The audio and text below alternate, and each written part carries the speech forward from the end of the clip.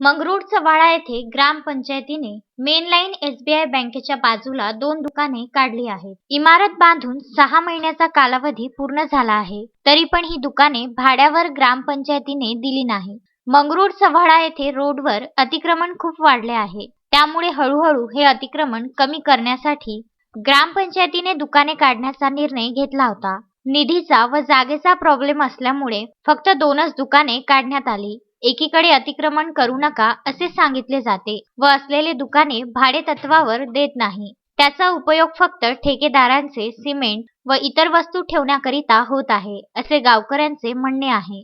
नवीन इमारतीमध्ये सिमेंट व इतर वस्तू ठेवून इमारत बेकार केली जात आहे व त्याचा फायदा ग्रामपंचायतीला काहीच होत नाही. त्यामुळे हे लवकरात लवकर दुकाने भाडे तत्वावर द्यावे, जेणेकरून त्याचा फायदा अतिक्रमणामध्ये असलेल्या व्यापारी नागरिकांना होईल व भाड्यातून येणाऱ्या 2 पैशामुळे ग्रामपंचायतीचा इन्कम सोर्स वाढेल. 2च दुकाने असल्यामुळे कुणालाही दुकाने द्यावी असा विचार ग्रामपंचायतीला पडला असावा.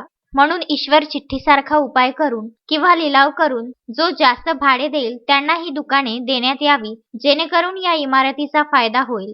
थोडेफार का होईना पण थोड्या प्रमाणात अतिक्रमण सुद्धा कमी होईल. मी रबडे, ग्रामविकास अधिकारी, मंगरुळचव्हाळा.